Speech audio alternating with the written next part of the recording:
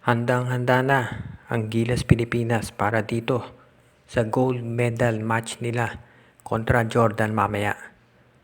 Kumbaga ito na eh. Lahat na, kumbaga sa English, all cards are on the table. Alam na natin ang gagawin ng Gilas at isa na lamang ay makukuha na natin yung matagal nang minimithi na ginto. Itong Gilas Pilipinas, ang Philippines ay hindi pa nakakakuha ng ginto sa Asian Games Basketball mula noong 1962. Ang nanguna dyan noon ay si The Great Difference Kaloy Saga. At magmula noon, hindi pa tayo ulit nakakakuha ng ginto. Sobrang tagal na. Marami ang naniniwala na matatapos na yung tagtuyot na yan dahil nasa atin na kumbaga lahat na kinakailangan. Unang-una, nandyan na yung ating magaling na coach na si Tim Cone. Nakita nga natin kung paano ito humawak talaga ng players at paano gumawa ng adjustments. In particular, doon sa game doon sa China, napansin natin, inaatake nitong China sa pick and roll itong si Junmar Fajardo dahil hindi siya masyadong mabilis gumalaw. So, ang ginawa nito si Coach Tim Cone, inilagay si Angie Kwame. At mas naka-keep up si Kwame doon sa depensa dahil mas mabilis siya at mas athletic, pati ito si Japet Aguilar. Minsan naman doon sa ibang games ay ginagamit si Fajardo at hindi si Kwame dahil na-overpower ni Fajardo yung kanyang gwardya. So kumbaga, depende doon sa kalaban natin kung sino ang ginagamit na player ditong si Coach Tim Cone. So asahan natin na mamaya doon sa game sa Jordan, magkakaroon ng matinding adjustment. Alam na natin ang aasahan actually dito sa parehong koponan. Gagawin ng Pilipinas ang lahat para bantayan ditong si Rondae Hollis Jefferson at ang Jordan ganun din naman ang gagawin dito kay Justin Brownlee. Kumbaga, given na yun, alam natin ganun ang mangyayari. Ang depensa ng isa't isa ay nakafocus doon sa mga naturalized player. At ang ibig niya sabihin, kinakailangan yung iba ay mag-step up. Sa panig ng Gilas, kinakailangan ipagpatuloy ni Scottie Thompson at ni Junmar Fajardo yung maganda nilang laro. At syempre, pati na yung mga bench players natin. Kailangan natin banggitin na doon sa game sa China, ang ganda nung kinontribute nitong si Kevin Alas. Yung 5 points niya na sunod-sunod ay malaki na itulong para doon sa rally nitong ating Gilas Pilipinas. At syempre, nakikita naman natin doon sa statistics na plus 20 palagi.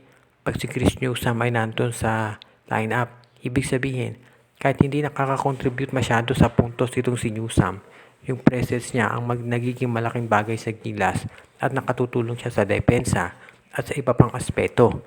So yan ang aabangan natin kung sino yung mga gagamitin ni Coach Tim Cone mamaya para dito sa kanya lineup. Ang importante kahit sino ilagay ni Coach Tim Cone dyan, dapat mag-contribute dahil kumbaga ito na yung game na pinakihintay natin. Sinabi nitong si Rondae Hollis Jefferson na kayang talunin ng Jordan ang kahit sinong koponan dito sa Asian Games at hindi sila natatakot dito sa Gilas Pilipinas. At sinabi niya na kumpiyansa siya na yung nangyari noong unang nakita ang Gilas at Jordan ay kaya nilang ulitin para dito sa gold medal round.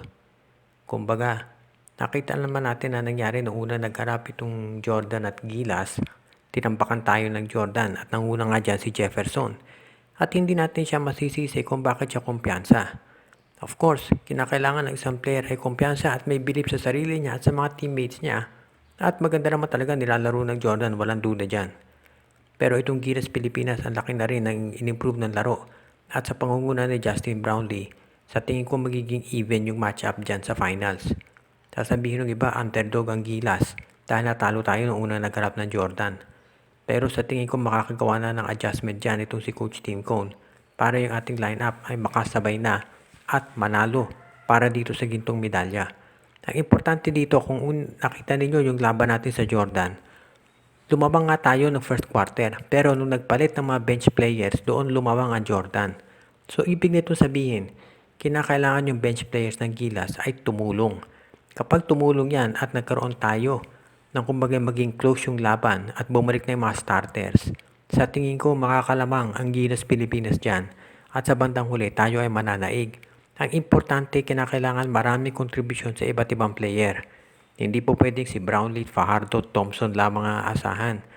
Kapag merong maibang nag-contribute, lalong lalaki ang tsansa na tayo ang mananalo at matatapos na yung drought pagdating dito sa gold medal sa men's basketball sa Asian Games.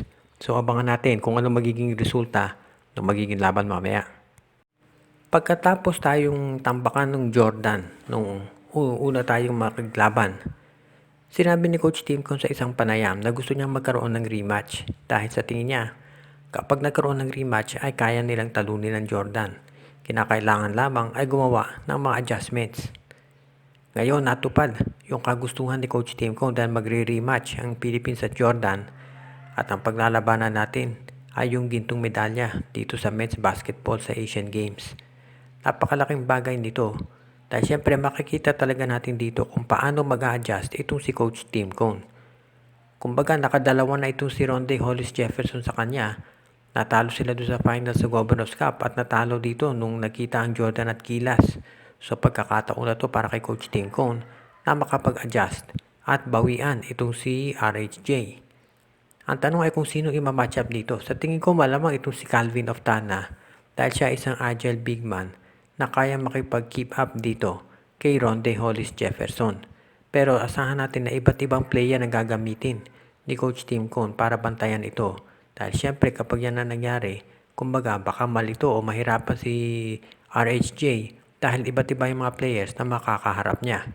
Syempre ang Jordan ganyan din ang gagawin dito kay Justin Brownlee lalo na nakita nila performance niya kontra China at kontra Iran. Sa ngayon kailangan natin din tignan, kumbaga huwag tayo masyado lang kay Jefferson nakafocus, tignan din natin yung ibang players ng Jordan. Ito sa unang laban ng Pilipinas at ng Jordan nakita natin na isa sa mga lakas nitong si Jefferson ay napapasahan niya yung mga teammates niya na open palagi. At yung mga teammates naman niya mahusay sa pagtira ng mga 3-point shots. So iyan ang isang kailangan nating bantayan. Marami nga nagsasabi na yung outside shooting ng Gilas ang isa sa pinaka-importanting bagay.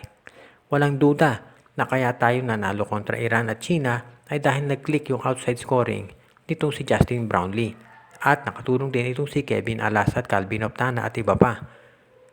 Para matalo natin itong Jordan, kinakailangan yung 3-point shooting natin ay maging solid din. Dahil syempre, kung sakaling double team ito si Fajardo at yung iba pa nating big men, kinakailangan mag-click yung mga scorers natin sa labas. Yan ngayon ang magiging importante dito. Of course, for example, si Scottie Thompson, kinakailangan mag-click yung 3-point shooting niya, si CJ Perez at yung ding iba. Kapag yan ay nangyari, kumbaga hindi na kinakailangan na si Brownlee lamang ang ating aasahan. Magkakaroon tayo ng oportunidad para yung iba nating players naman ang tumulong para tayo ay makakuha ng gold medal dito kontra Jordan. Hindi magiging madali laban, alam natin yan. Pero confident si Coach Tim Cone sa kakayahan dito mga players niya ngayon na lalaban para sa medalya.